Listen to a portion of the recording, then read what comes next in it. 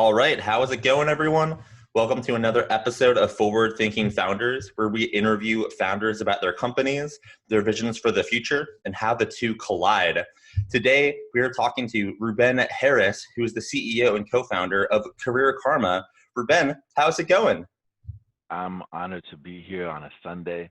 They say success on Monday starts on Sunday, so I'm here thinking forward with my brother here. So thank you for the opportunity.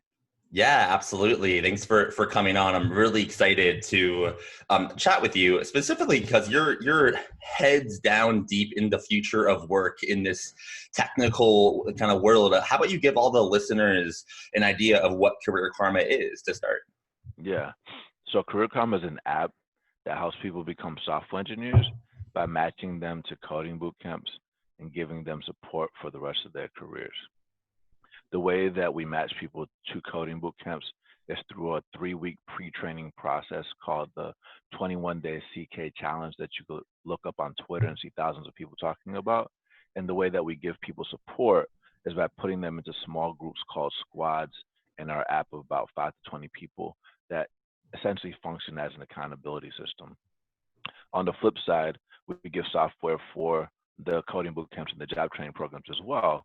And we essentially function as a way to give them qualified candidates, but also insight into what people need before they get into the program, and also wrap around support after a student gets accepted and help for the job search as well. I think it's a very innovative model because you've taken a big change in the industry in that kind of the growth and the rise of boot camps, and you're filling a need in that you got all these boot camps. How do you make sure that system is as productive as possible? Can you give me an idea of over the last, let's say, decade, what has happened in technical training people to be developers, which has allowed Career Karma to even exist, kind of the rise of boot Yeah, camps? yeah. I mean, I think so. My co-founders did boot camps called Hack Reactor and App Academy in the beginning of the industry. We discovered them through our buddy who had left the investment bank and went to Flatiron School. But essentially, the first era of boot camps was essentially full-time training programs that essentially said, we're going to teach you exactly what companies need in 3 months. So essentially, you quit your job, you pay me $10,000 to $20,000, and I'm going to get you a job in 3 months. And that was like the bootcamp 1.0 hour. But the amount of people that have $10,000, $20,000 in their pocket is limited, and we started moving into this era of well, actually, it wasn't just the money thing. It still stayed expensive. People couldn't always do full time. So the next era was how do we make this more flexible? So people started launching online bootcamp programs, not just for software engineering, but for design and data science and things like that. So it was like we could do it part time, we could do it full time, we could do it self paced and in person. So that was the next era. But still, that was only accessible to a certain amount of people. It was better for like working moms or dads that couldn't do something full time, but they had to figure out what is going to make it more accessible. So they started launching, still in this era, scholarships. They did do living stipends. They did do some government funded things. But I think the biggest catalyst today is the the the financing innovation called an income share agreement, also known as an ISA. For the people that don't know what an ISA is, it's essentially a promise that says, hey, I believe in you and I believe in what I know how to teach, and I promise I'm going to get you a job above a certain salary. If you don't get a job, you don't have to pay a dime. If you do get a job, then the tuition comes out of your new salary. And there's nuances depending on which training program it is, but I would argue that the majority of people that are in job training programs, specifically coding boot camps, are in a part-time online program powered by an income share agreement, and many schools are have them now. Yeah, so I think that's an error, and I think the other thing that people don't talk about as much is universities launching their own boot camps. So you see like Trilogy, you see schools like Flatiron School partnering with Yale. You see full stack partnering with universities and things like that. And I think the biggest thing that I think is going to be even bigger than all of that is actually employers getting involved. So you see like corporate training. There's billions and billions and billions of dollars that go towards this. You see Amazon starting their own boot camps and spending a lot of money to reskill people. So that's going to be an interesting phenomenon. So to your point, the reason why Career Karma can exist is because we're going towards an era where people don't go to one school forever anymore, and they go from school to school to school. They don't stay in one job forever anymore, so they go from one job every 1 to 3 years. And so people need guidance, and they don't just, and job training alone isn't going to get them to where they want to go. They need support from individuals to help them have discipline. They need insights and all kinds of other things. That's a great synopsis of what's been going on in the last decade. I appreciate that. And I think it's very clear to see the opportunity that Career Karma is now tackling. I'm curious, what have you learned since you've started Career Karma, and you went through YC, you're growing, and you're blowing up on Twitter all the time. What is something about the rapid changing of the education system, specifically the technical training for software developers, data scientists, et cetera, that you didn't necessarily expect, but now that you're in the thick of it, you're like, oh, wow, like this is really interesting. I wonder where this is going to go. Well, I mean, I didn't touch about this when we were talking about the last decade, but if you think about the way recruiting is done at companies, it's historically been done directly out of universities, right? And not just every university, it was just like the top quote unquote universities, like the most elite universities. So if you didn't go to an Ivy League school, if you didn't go to a top state school, it was very difficult for you to even prove that you had the skills, even if you had it. So it was like kind of, it's on one hand, like you could be like, oh man, it's discriminatory, blah, blah, blah, on if you're not going to those schools. But on the other hand, you could think about it more like the schools, I mean, the companies were trying to come up with a filter for the thousands of applications that sometimes they get per day. And then they add another filter with the GPA and the SAT and all these other things. But we all know that those filters are actually not that great. And there's arguably more talent that never went to those institutions that have terrible grades as well. For me, as someone that didn't go to an Ivy League school, before I was in boot camps, I had to break into investment banking. That's very similar. And so I had to figure out a way to get into these different spaces. And so what I would say, bringing it back to your question, is that companies are starting to realize that their old approach of focusing only on the elite universities and the quote unquote top students is actually missing talent. And even if they did hire every single candidate that met that filter, it wouldn't be enough to fill the open jobs. So they have to proactively seek alternatives through vocational training or build their own talent by partnering with schools or launching their own programs to train people from scratch. Yeah, that makes a lot of sense. It's just kind of supply trying to kind of equalizing supply and demand, which is the name of the game here, especially as technical skills become more in demand over the next, decade, 2 decades. It'll be really interesting to see how these income share agreements and these boot camps and this whole world kind of progresses. I'm kind of interested in hearing where you see Career Karma's role today, obviously, but I'm kind of like, as the industry progresses, what do you think Career Karma is going to transform to or evolve into as this industry progresses, at 1,000,000 miles per hour? I guess what's the short term to midterm vision for Career Karma for you? Yeah, I mean, yes, vocational training is going to continue to grow in technical roles, but I think it's going to grow bigger in non-technical roles. If you think about the jobs that exist in tech, a lot of them never existed before, and most of the world doesn't even know what those roles are. And if they do know what those roles are, they don't know the skills that are required to get into those roles. And even if they do know the skills that are required to get into those roles, they don't know where to get the training to get the skills to get into those roles. And even if they have the skills and they know what those roles are, they don't have the relationships that give them the opportunity to demonstrate that they have the skills to get into those roles, right? And That's so right. like that's something that's going to um, be extremely important for people to understand what's out there. So I think first, non-technical roles are going to be bigger in the future of work, just like they are today. I think that Career Karma in the future will not just serve people that want to become software engineers. Will be able to support anyone that wants to pursue any career that they want to.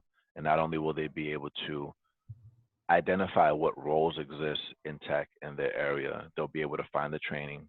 They'll be able to find people that are like them that have the training. They'll find people that are like them that are in the training programs. They'll find people that are preparing for the training programs.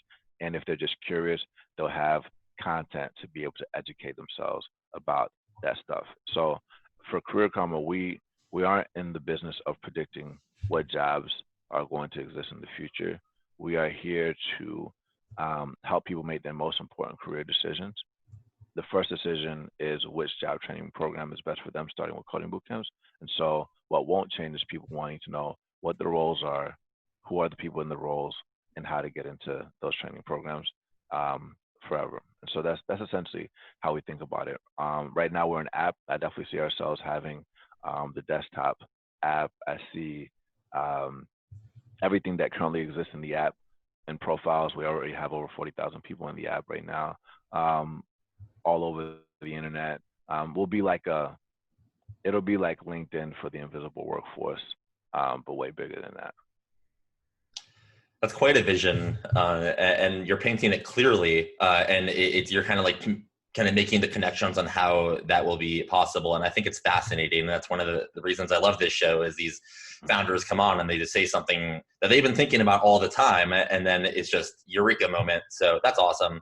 Something I want to dive into that I've been very interested in is you mentioned a couple of minutes ago, maybe 10 minutes ago, that you need to know what skills are available. Then you need to know how to skill up. You need to know where to skill up. And then the last point you mentioned was you need the relationships. You need the access to, it doesn't matter if you're the best software developer in the world. If you live somewhere and you can't reach the people that are going to hire you, doesn't matter.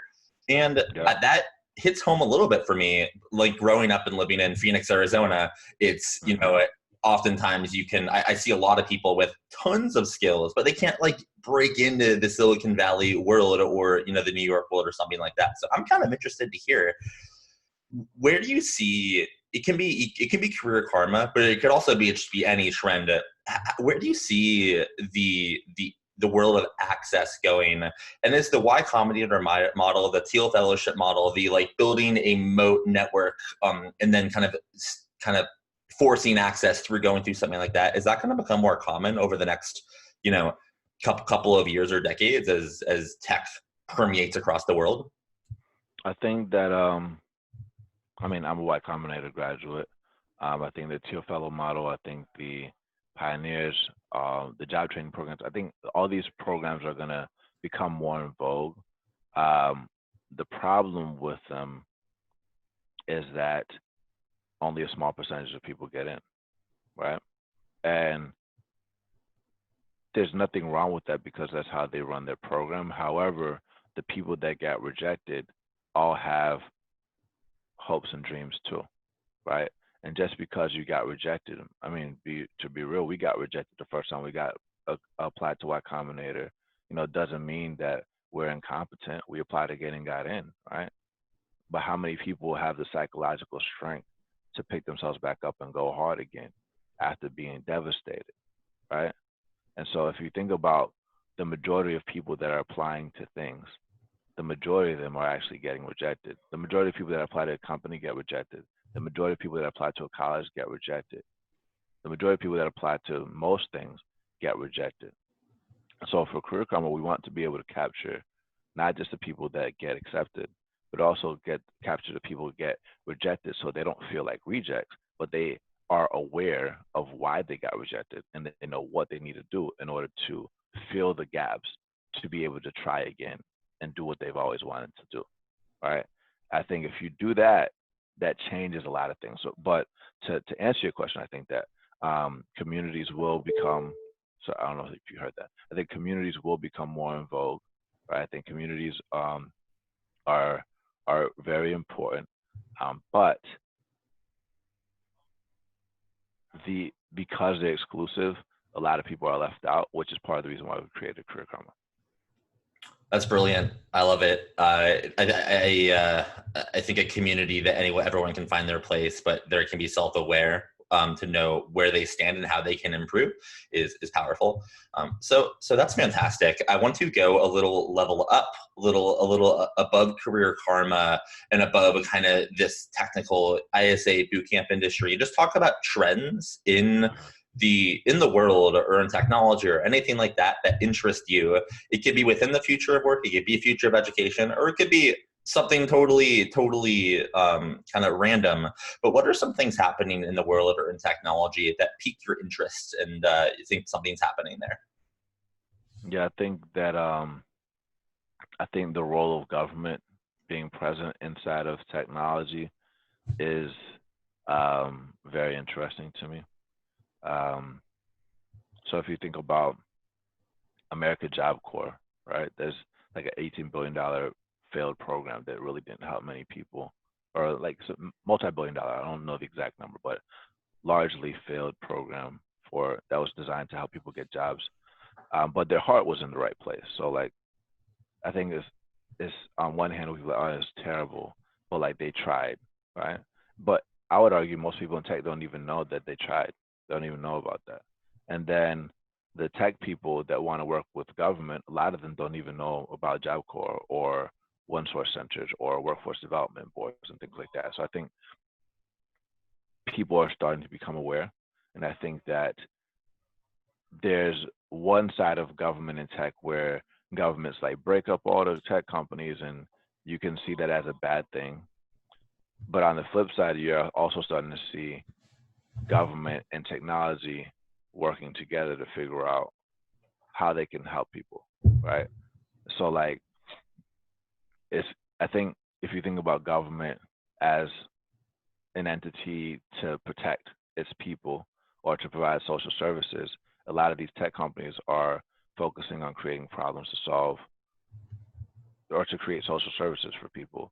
So if there's a way, what's funny about this, and I know I'm rambling a little bit.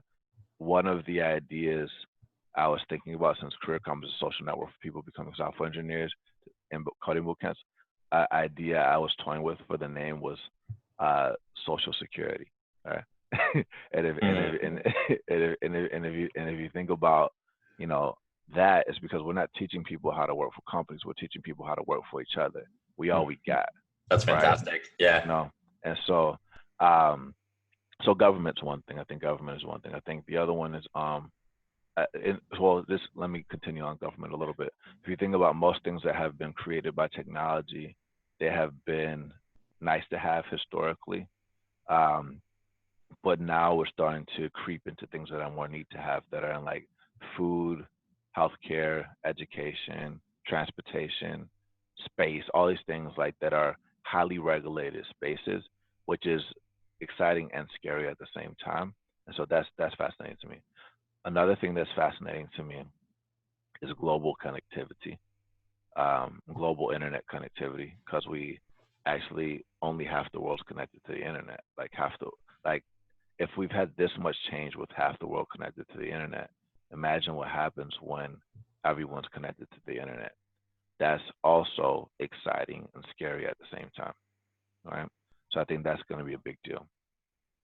I'm also fascinated by remote work. I think remote work is a very big deal. People not having to up and leave their current location to get to where they want to go. I think that's a very big deal.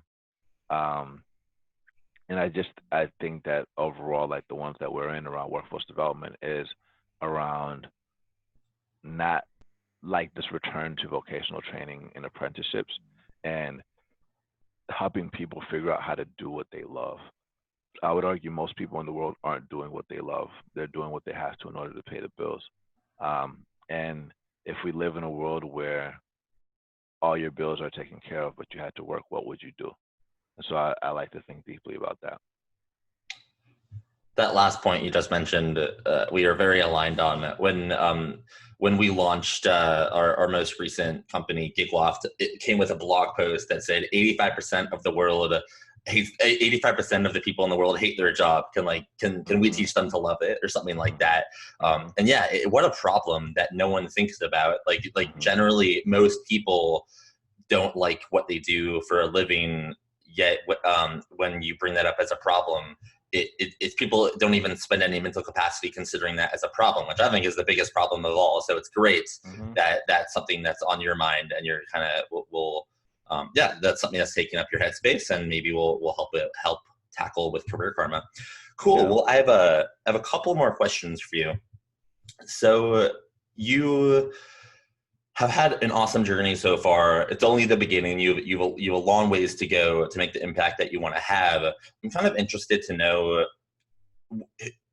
in what way did mentors or role models play a role in your personal growth, in your company's growth? And if you're open to it, I'd love to hear, a couple of people who were really impactful on your rise so far, and hopefully will be in for the ride, as far as you go.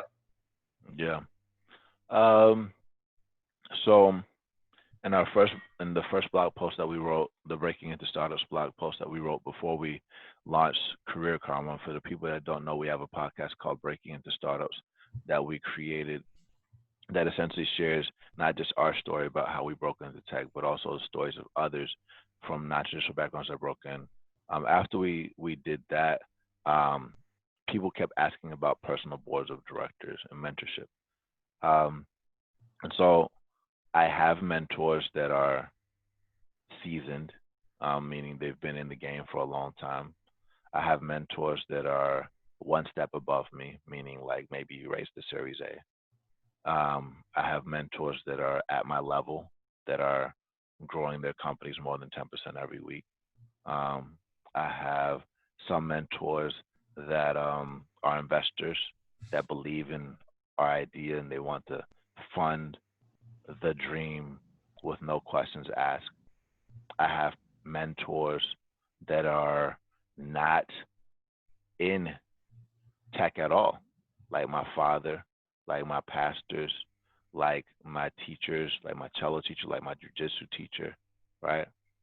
I would think about mentors like people that you check in with maybe once to 4 times a year, and coaches as someone that you check in like every day. And so I have those as well.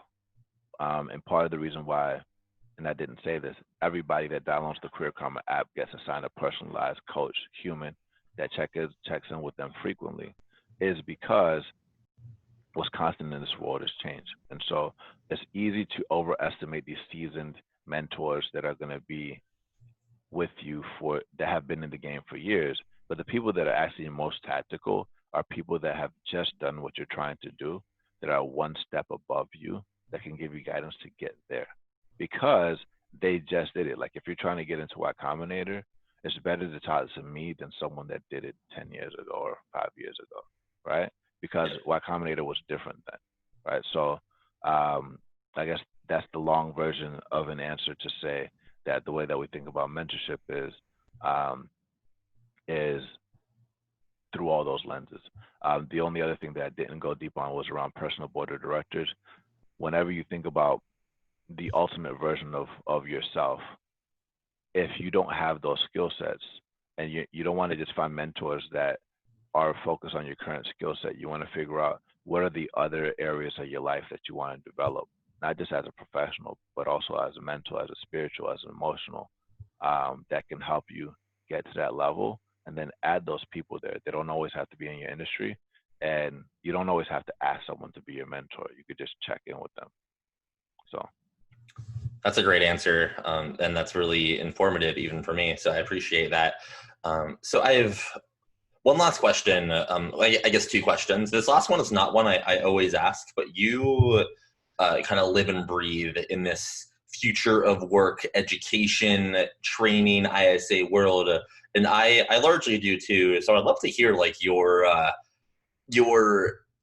your predictions, let's say century-long predictions, like in 100 years, what does the future of like right now we're talking about the future of work. In 100 years, what does work look like? If you have to take any crazy guesses. Yeah. Well, I think I like that you talk about things in 100 years because that's how I think as well. I'm fascinated with Japan because that's where the majority, there's like over 200 companies that have all lasted for over 100 years or something like that. So I like to think about things that are timeless. I think the future of work looks like free agency in sports in the future. Well, like for the people that don't watch sports, this may not connect, but if you think about how sports used to be, if you were a superstar and you were a hometown hero, you stuck with your team forever, right? And I don't think that that's the case anymore. You see people go like they might win some rings with one team, they win some rings with another team, they win some rings with another team. Maybe they become an announcer and maybe they buy a team in the future, right? And I think that like similar with talent going from team to team to team, that's that's going to be um, how people are going to be doing things. And if you think about these squads that we have in Career Karma, that's like a team. It's not just about having the best talent on a team that are all great. It's about chemistry and how they work well together. And if you think about what I said about mentors and coaches, people don't need managers anymore. They need coaches, right? Managers are for the company, coaches are for people. Managers will fire you in the interest of the company. Coaches are going to do everything that they can to help you to become better, the best version of yourself. You can get cut, best believe, if you're not practicing and you're not watching film and you're not getting on the court playing games. But they really take time to understand who you are to help you become your ultimate self. So I think in the future work, um, people will be doing what they love. I think companies will see vocational training as a viable, if not stronger, alternative to college as a source of talent. I think apprenticeships will be in vogue. I actually think ISAs are a temporary solution that are actually going to drive the cost of education down to zero, like it is in the rest of the world. And you might see employer-funded training or some type of government coming in to fund training or something like that. So I think that like since the cost of education is going to go down, what becomes valuable is not the school that you went to or the company you work for, but actually the network that you're tapped into or the networks that you're tapped into. Um, I think that um, where you live will matter less, right? So I think the the the borders between countries are going to be less physical and more digital, right? So the only way that you all can actually connect, like technically global connectivity will give you access to the entire world, but because governments are going to recognize that physical borders like a wall are stupid and don't matter, that's a shot, by the way, then like governments are going to try to crack down on the internet, right? And be like, censor the internet in their countries and things like that. So I think we're going to see that. Um, and there's a bunch of other trends that I think you'll see, but I think because the world will be digitally connected, I think people won't just be doing what they love. They'll be able to uniquely solve problems that they have personally experienced and will some really powerful things in this world. I actually think that Facebook's going to go the way of AOL. It's still going to be a big company like Yahoo and things like that, but I actually think a new network is going to pop up. A bunch of other things, man. So, but Yeah, I that's think I think if you look at all the companies that are going public, um, the way that even founders think about VC money is going to be different. They're going to be more scrappy. They're not going to be raising a bunch of rounds and like burning themselves, and shareholder value will be not just about profit. It's going to be about like building something that actually solves a problem and helps people. You're going to see more innovations like long-term stock exchange popping up. Um, like our generation cares about these things more, right? It's not just about money. Money's a means. It's not an end. So if you think about money, as a means. If you make a lot of money, what is the end? And for our generation, we want the end to be positive, not just for ourselves, but for our people. That's right. That's those are all fantastic predictions. You've thought about this a lot, I can tell, and it shows. So that's fantastic. To kind of wrap it up, and for the final question, that world that you just painted, that century from now you just painted, there's plenty of people listening to this podcast that are like, oh, like I'm into that, like I want to build that, or I want to get involved in that, or I want to do this, but they haven't gotten started yet. They may not know the best step to get into starting a company or starting a nonprofit or something like that. What advice would you give to a listener listening to this who wants to get started, who wants to kind of help build the world that we all want to live in, but doesn't necessarily know the best first step to make that happen? Yeah, I think you want to think big and start small. So like whatever the big vision that you have, it's like, for example, like Career Karma is not going to serve coding boot camps forever. Like coding boot camps are the beachhead market, and we're going to serve coding boot camps the best that we can. We're going to be the single point of contact for anybody that wants to do not just a coding boot camp, but any type of vocational training. But then we might get into other things after that as well. So similarly, but also before we started Career Karma, it took us like 7 years working before we started Career Karma. So like, whenever you think about the idea that you want to start, you want to think about the skill set that you want to have before you get into starting a company and what you need to do in order to develop that skill. So I think most people that try to start companies don't understand how the game works. And I think you can't know how the game works unless you've played the game. And so I think working at a startup and working with people in these different roles for at least 1 to 3 years is going to give you insight in that regard. And while you're working at the startup, then you could build a side project that is related to that big vision that you have. And once that side project takes off and is bigger than your current job, then leave and then do that. All right, you all heard it here first from Ruben. Thank you so much, man, for popping on the podcast. This was very fascinating to hear your vision for Career Karma and just the future of work, and I appreciate you coming on. So thank you. Thank you, man. I appreciate it, man. This was awesome. We love Phoenix. We go out there a lot. We actually have a lot of pro athletes or former athletes that are in Phoenix that are in Career Karma right now learning how to code. So, that's awesome. That's good to know. Yeah. Well, next time you're out here, let me know. We can grab a drink or something. For sure. All right, bro. All right.